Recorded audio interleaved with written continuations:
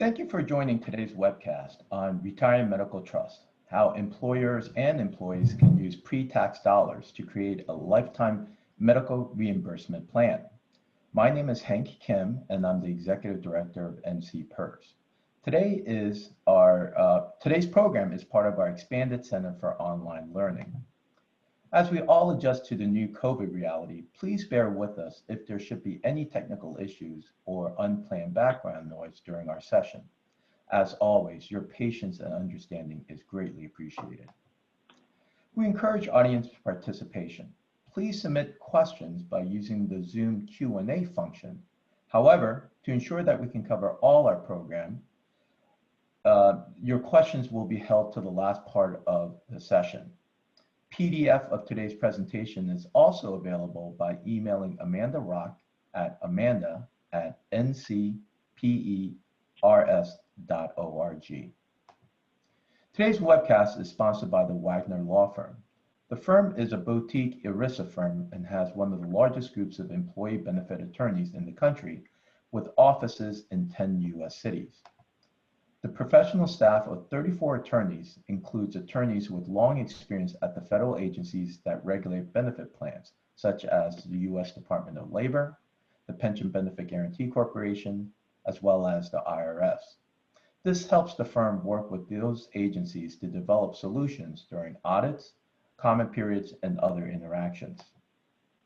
Ms. Sychak developed the concept of a retiree medical trust nearly 25 years ago to assist public safety employees to handle the cost of health coverage between retirement and Medicare. The firm now represents dozens of such trusts throughout the country. Shana, thank you for joining us today, and the session is yours. Okay, hello, good morning. I'm sorry because of some technical difficulty, I cannot see you and you cannot see me, but hopefully you can hear me clearly and you can see the slides. So my name is Shana Sychak. I've been doing employee benefits law for 30 plus years.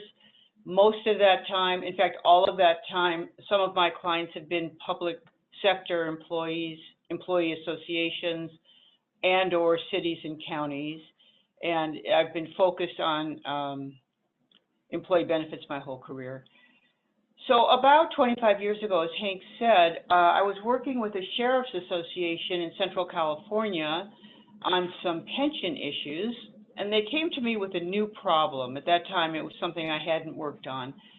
They said that they had sheriffs, deputy sheriffs, who were in their mid to late 50s, eligible to retire, and probably should have retired because their bodies were shot, they'd had injuries, they'd had a lot of stress, but they were not retiring because they would lose health coverage. And more on the West Coast than the East Coast at that time, and the Midwest was more like the East Coast at the time, there was no health coverage after retirement. So they had a gap from retirement, which might be age 52, 53, 55, until Medicare. And they couldn't go bare, so they kept working.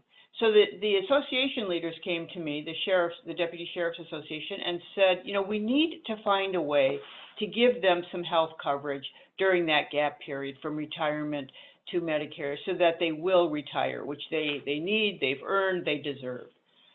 So it wasn't really a pension plan they wanted. They had a pension plan. But as you well know, they didn't want to be spending a third to a half of their pension benefit on a health insurance plan. So we were trying to find some alternate to a pension plan. And I dug around in the Internal Revenue Code, which regulates all of this, and I developed a way that they could put away money while they were working during their active career, and just like a pension plan, and then draw on it after they retired, strictly for medical expenses, either to pay for medical insurance premiums or for medical expenses. So it would operate similarly to a defined benefit pension plan in that they would negotiate a piece of their salary to go into a trust while they were working, which I then called the Retiree Medical Trust. It would sit in that trust for decades, just like in a pension plan. And then when they retired, they could draw on that and get a monthly benefit out of it for medical expenses. Now, there's one important difference from a pension trust, which is that the benefit is not vested. It's variable. We now have clients paying over $1,000 a month to their retirees, and I'm going to show you some examples in a few minutes. But that 1,000 might go down to 900, it might go up to 1,100. Every few years, an actuary will look at the trust, look at the demographics, look at the earnings, and then tell the trustees if they need to adjust the benefit level. So it's actually structured legally as a VEBA under the Internal Revenue Code. It's tax exempt as a VEBA, but it operates more like a pension plan. The most important feature being that it gives a monthly benefit for life. That is, most of these trusts that we've set up originally thought they'd give till Medicare age, but what they found was that their members still needed the benefit after retirement. And so all of them now give a benefit for life. Not only that, they give a surviving spouse benefit for life. I'm going to show you in a few moments how the numbers work out on that. So that's the background of this. That's how we started them. And since then, we've started, I think, close to 40 of these trusts around the country. The bulk of them are on the West Coast, but we have them, a couple in the Midwest, several on the East Coast, Florida, Pennsylvania, New Jersey. So the idea is taken off as unions and associations realize that their medical benefits in retirement are not vested, generally are not vested. That was a rude awakening for many people. They weren't vested like the pension benefit was.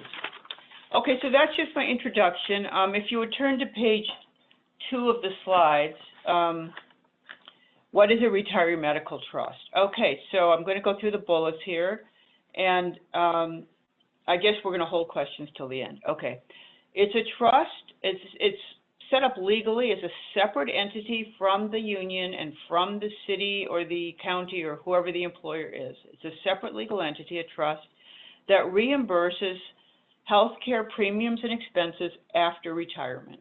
It's not part of the pension plan. It's completely independent. You have a board of trustees that runs the thing. It is usually set up by the parent association, the union, the police union, the teachers union, the nurses union, firefighters union, and their employer will set it up. The union normally is the plan sponsor, but the city or the employer also can be. Okay, it provides a lifetime stream of benefits, or if you prefer, you can cut off the benefits at Medicare age, in which case, of course, the benefit will go higher from retirement to Medicare because it's a shorter period of time.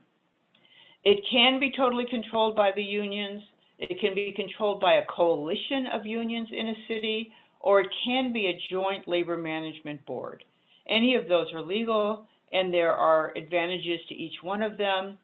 What I have found in practice is that most employers really would prefer to wash their hands of any more benefit plans. They're kind of gun shy after problems with the pension plan and the cost of health plans. And so they're generally interested to agree to some funding of the plan, but to turn the administration of the plan over to the union or the local or the association.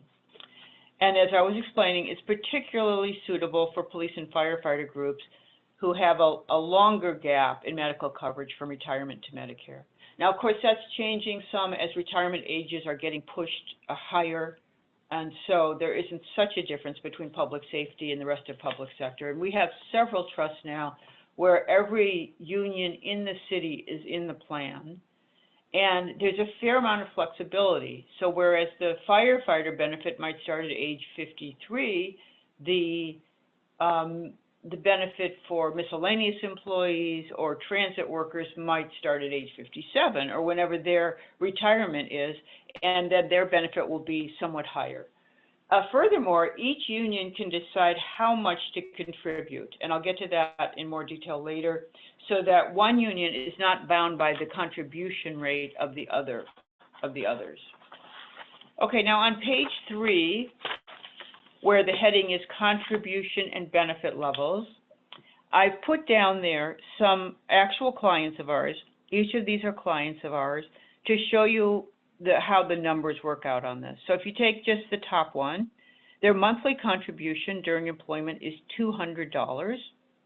The monthly benefit, I'm going across the first line there after association number 1. The monthly benefit during retirement, if they have 25 years of contributions, is $735. And if they work for 30 years, it goes higher to $840. And they have a surviving spouse benefit of 100%. As you can see down the right column there, different plans have different surviving spouse benefits. That's a choice. It's a plan design choice for the plan sponsor to make.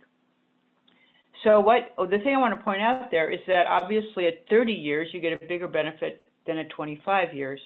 That is, early in these plans, many of them gave a flat benefit to everyone in the plan. But as they developed, our clients came to us and said, you know, some of us work longer and we want a higher benefit. The members were complaining. And so the plans have developed over the years.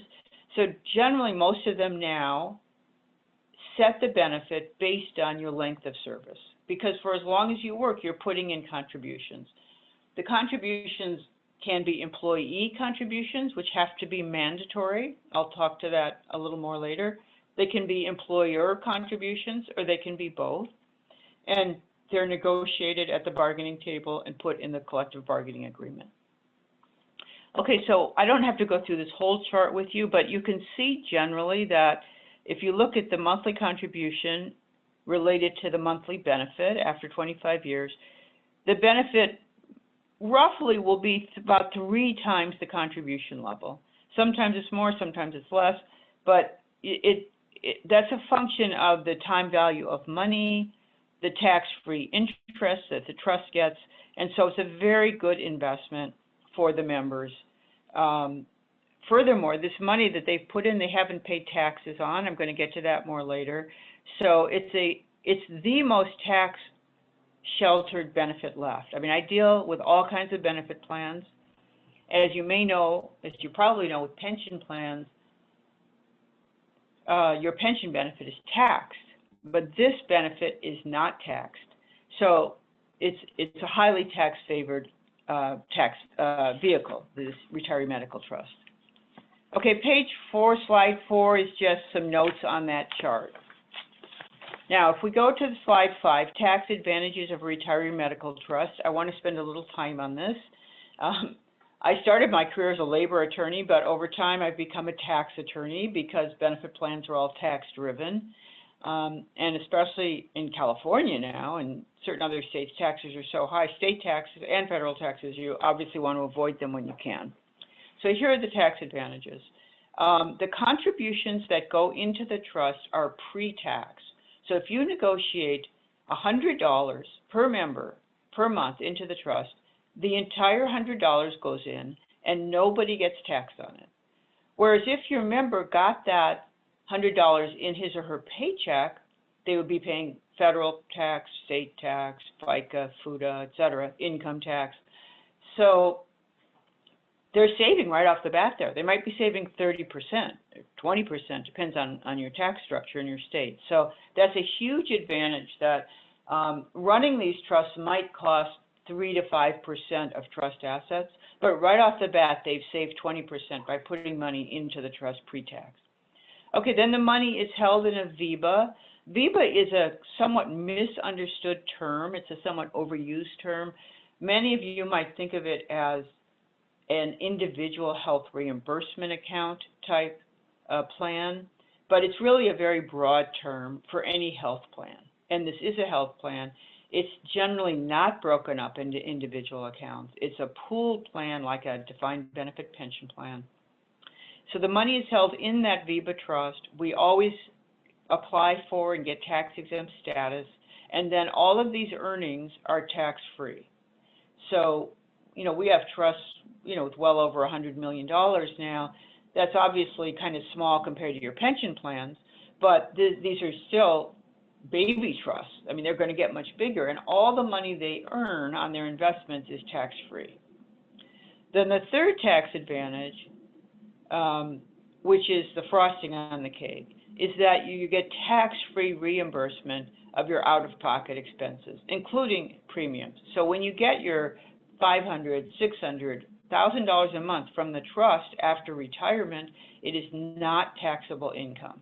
You spend it on health insurance premiums, medical, dental expenses, prescriptions, and that's not taxable income to you. So basically, you took a piece of your salary the whole time you were working, you put it away in this tax shelter, and you take it out after retirement for medical expenses, never paying tax on it. Okay, so slide 6, what does tax-free really mean? I'm kind of pounding this into you now, but if you compare it to a tax-deferred pension plan, like your 401A defined benefit plan, your 457 plan, those provide 2 tax advantages: the pre-tax contributions and the tax-free earnings. You can go to the next slide, please, Amanda. But on the retiree medical trust, it allows 3 tax advantages. The contributions are not taxable, the earnings are not taxable, and the distributions are not taxable. Okay, now if we go to slide 7, it says additional features at the top. Can you move to that one, Hank? So this is how you can set this up. We need the next slide, please. It can be structured to allow multi-bargaining unit participation and contribution levels determined by each bargaining unit. So let's say you bring in 5 bargaining units from your employer. Each one has to bargain into the trust. They have the choice to bargain in or not to bargain in. And each one can set the contribution level for their bargaining unit. So the higher they set it, then the higher their benefit will be at the end of the day. But there's a lot of flexibility there. They don't, although each bargaining unit has to be at the same contribution level, every bargaining unit in the trust can have their own contribution level. So we have several examples of this. Usually public safety is able to negotiate a higher contribution, but they don't bind the lower paid units in the city. Okay, second feature is it has to be collectively bargained for mandatory contribution. So all employees in the bargaining group must participate. Now I'd like to add a little gloss on that. The strict requirement is that nobody can choose to opt out of it. Nobody can choose what their contribution level is going to be. That has to be negotiated for the whole bargaining unit. However, you can say this is only going to apply to new hires. So for instance, if your current employees have a retiree medical benefit, but your employer has said for anyone hired after 2020, no more retiree medical, you could then put all new hires into the trust. Because again, they don't have a choice. Nobody can have a choice, but your bargaining agreement can make different rational classes.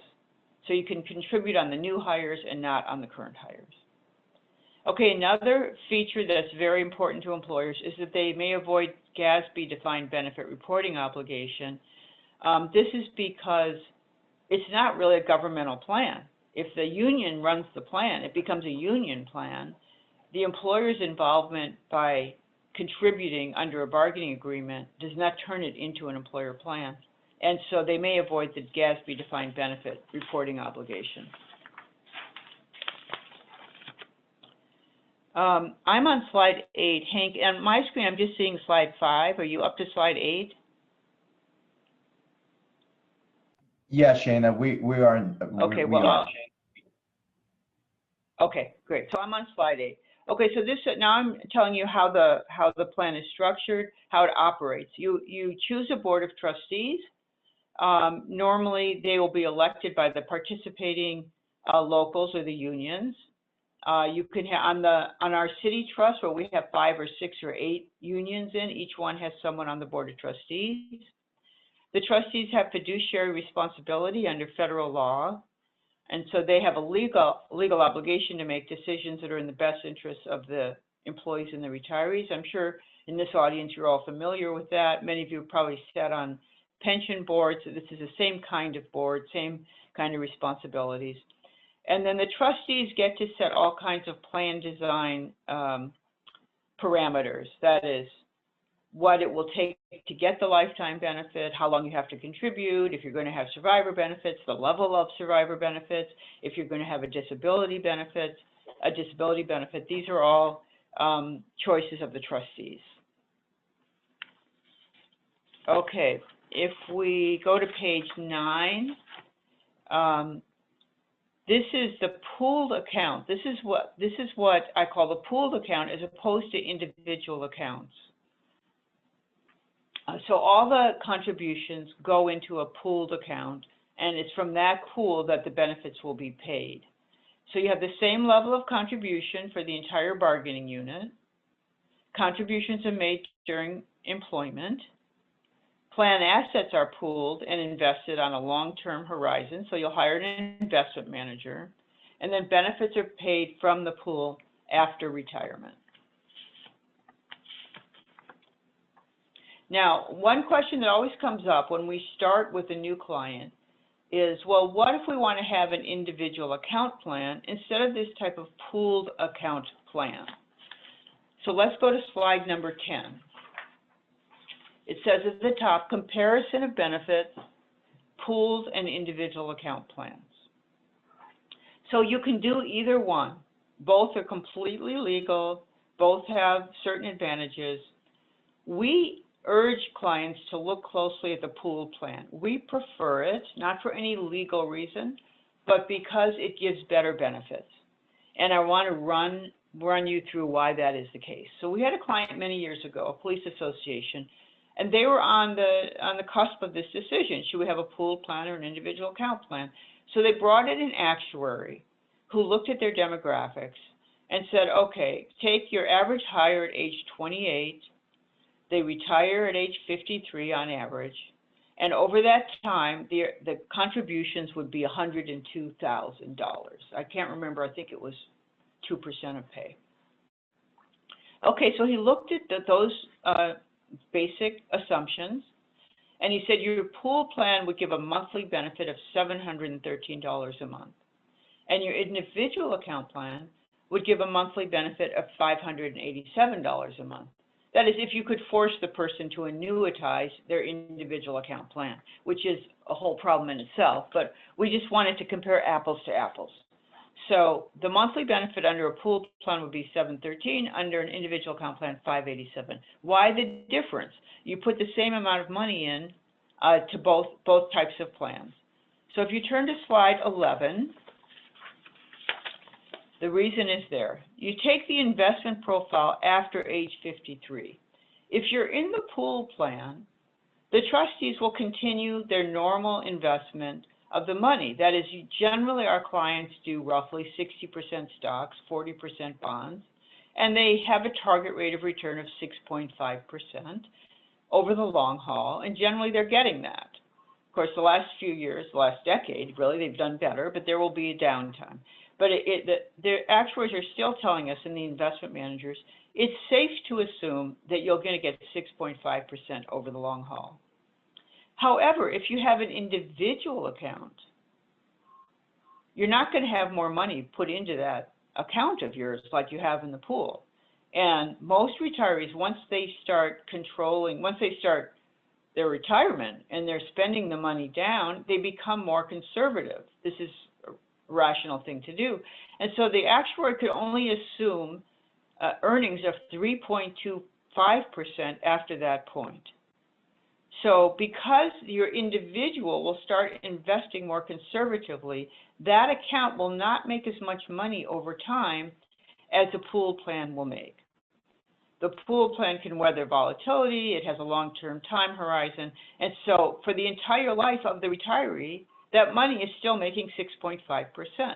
And that's why, if you go back a slide, you can see that the benefit from the pool plan will be $713.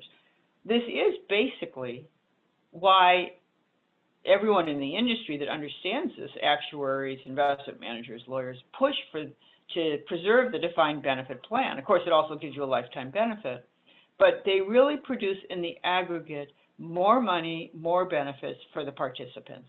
And so that's why we always push our clients to go into the pooled plan design. Now, slide 12 is simply more detail on how that worked out. So you can take a look at that later. Okay.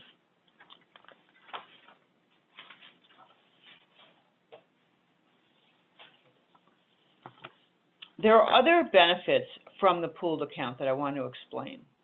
We're on slide 13 now. The monthly benefit level is set by the trustees and based on actuarial projections and the length of service. So every 2 or 3 years, the plans bring in an actuary. They look at all the earnings, they look at all the demographics, and they'll tell you, you can set the benefit. They usually give you a corridor, like between 400 and 480 or 600 and 700. They don't exactly tell you where to put it, but they give you some options. They also will show you, well, if you make 5.5%, here's where you want to set it. If you make 7%, here's where you want to set it. So the trustees give their input on kind of their expectations and their risk tolerance. If they really want to minimize the volatility of the benefit level, they'll go more conservative. So for instance, in 2008, when there was a big stock market drop, most of these funds did lose 30–35% temporarily. However, the actuaries said you only have to lower the benefit 5% because they apply smoothing, just like in a pension plan. And so the stock market can be volatile, but the benefit level, I have not seen a benefit level that varied more than 5% over, from 1 year to the next. Trustees might lower it, might increase it, but it's always within a relatively narrow range. Okay, the retiree gets the payment for reimbursement of medical expenses. So let's say the benefit level is $700. The retiree has to submit receipts showing that they spent $700, and then they can get their full benefit. If they only spent $500, they only get $500. However, some of the plans carry over that extra $200. You can design the plan to last for the lifetime of the retiree or until Medicare, as I've said before, and you can build in a surviving spouse benefit, and in fact, all of our plans do. And I think at least in a community property state, you'd have to have a surviving spouse benefit. I haven't had any plan that didn't want that, but it is built with wages, which are community property. Now, I've said many times today that the money's going into a pool, and then everyone will get this lifetime benefit out of the pool. However, especially if you're dealing with a public safety local or association, there can be quite an accumulation of sick or vacation leave. So let's go to slide number 14. It says at the top, individual accounts for sick or vacation leave transfer. All right, so we had trustees come to us and say, my members are retiring with $15,000, $20,000 in sick leave, and they get a big tax hit on it. They take it all in 1 year, and they could lose 20–25% of it to taxes. So we said to them, okay, you could put that into this trust. And they said, well, they're not going to want to have it to go in the pool and be split between everyone in the plan. So we did build in these individual accounts, their notional accounts, within the trust. So you might be getting your monthly benefit of $700 a month, but you might also have a sick leave account in the trust from which you can also draw. And you can draw on that as much as you need. There's no monthly benefit on it. Okay, so the only condition to having that is, again, you cannot have an individual election to do that. It has to be negotiated into your bargaining agreement that everybody will transfer their sick leave. Now, it doesn't have to be 100% of the sick leave because, of course, some of your members are counting on that sick leave for something else. So you can say it'll be 50% of the sick leave or any percentage you want, and that will then go into this individual notional account. Another thing one client did is they told their members well in advance. They said, starting 4 years from now, we're going to start to have transfer of sick leave, and you're not going to get it in cash, and it won't be taxed. So any of you who want that money, you've been planning on that money for whatever use you had in mind, you need to retire before then. So they gave everyone that was close to retirement the option to get out, take their money. So that's all a matter of bargaining and communication with your members. And speaking of communication with your members, I want to say one thing about that. We have found that the biggest hurdles to setting these plans up are your members, are the employees. That is, the union leadership understands the need for it. The employer understands the need for it, but your employees, your members, are having trouble giving up the 1% or 2% of pay a month.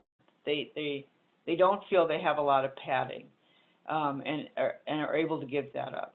So I just want to forewarn you of that should be addressed head on, and what it takes is a certain kind of educational campaign where you bring in retirees who are struggling to meet their medical expenses. Now, that's not going to mean much to a 28-year-old, right? They see retirement as a century away. So you explain about the tax benefits. That usually helps convince them. But that is something you should plan on, that even if, you know, some of your members are clamoring for this benefit, you have to expect some resistance and plan an educational campaign. Now, we've never had clients come to us once we've set it up 3 years or 5 years later and say, oh my God, our members want it out, they don't want this anymore, they don't want to give up the money. Once it's in place and they start to see the benefit growth, how it's growing, we don't get any complaints, but there will be some resistance at the beginning. Okay, so I'm still on slide 14 here on the sick or vacation leave. So that will get contributed pre-tax. The bargaining unit will choose the level, and it earns tax-free interest just like the pool does. There's no taxes. And it gives an incentive to save up that leave. So the employer feels there's been some abuse in using sick leave. This is a way to address that problem. Once again, there can be no election. It cannot be elective to go into the sick leave account. It has to be mandatory for the entire bargaining unit. Now, if we go to the next slide, 15, the heading is Individual Account for Short-Term Participation in the Trust. Okay, so one of the reasons this trust is so much used in the public sector is that the public sector is one of the few places left where you have career employment. I'm sure you all are familiar with this, that in the private sector, we're in the gig economy and everyone's moving every 3 years, and this would be difficult to build up a decent benefit. But in the public sector, you still have the idea of a career with one employer. And the bigger benefits that I showed you early on go to someone who's been in the plan 25 years, 30 years. But what if somebody comes in and they flush out in 3 years? They either don't pass probation, they don't like the work, they decide to do something else. So they're just in the plan for 3 years, 4 years. They're not going to make eligibility generally for the lifetime benefit, but they have put money in. So how do we address these people? All right, so that's what this is about. We give them an individual reimbursement account.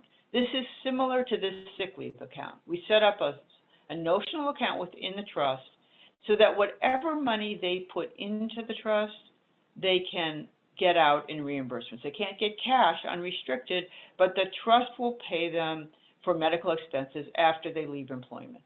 So someone's been in for 3 years and they put in, $3,000, let's say. They will have $3,000 to spend on their COBRA payments, on their eyeglasses, their hearing aids, whatever they need, their next insurance premium. So they don't lose. So nobody loses anything by going into this trust. So when you're trying to sell this to your members, and they say, well, what if I leave here next year? Okay, whatever they put in, they're going to get out. They don't have to wait till they're 55. They can get it as soon as they leave employment. And again, in that, there's a spousal benefit in the sense that if someone leaves employment, they have $3,000. The money can also be used for their spouse. Okay, so that's the highlights of the Retiree Medical Trust, and I'm very open to questions. It's hard to do this without even seeing my audience. I don't know if there have been hands raised, but I'm very open to questions. Great, thank you, Shana.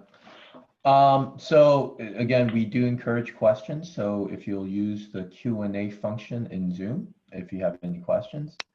So Shana, you certainly outlined and detailed the advantages for participants in the Retiree Medical Trust. Are there any incentives or benefits for employers under this arrangement? Yes, I'm glad you asked. So what we're finding, especially in this horrible time where police are under all kinds of attack, is that the employers are having trouble recruiting new, good candidates. So a retiree medical benefit can be a recruitment tool. It also can be a retention tool. So those are interests of the employer.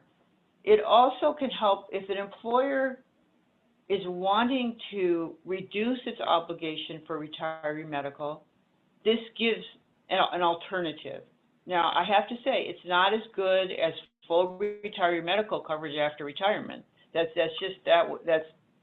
obviously better, but that's becoming somewhat a thing of the past. So if the employer wants to do something for its employees, but it feels it can no longer give full medical coverage, it could set up a plan like this, and then there is a decent, meaningful benefit to the employees. We had one employer who actually transferred in a kind of a modest, let's say, medium, small-sized city, transferred $60 million into the trust, and said, this is what we have put away in an OPEB trust for retiree medical. We don't want to deal with retiree medical anymore. Take the $60 million and develop a benefit for our retirees. And they did also continue to contribute monthly. So you have an alternative to the kind of the Cadillac plan that city employees used to enjoy, but are seeing less and less.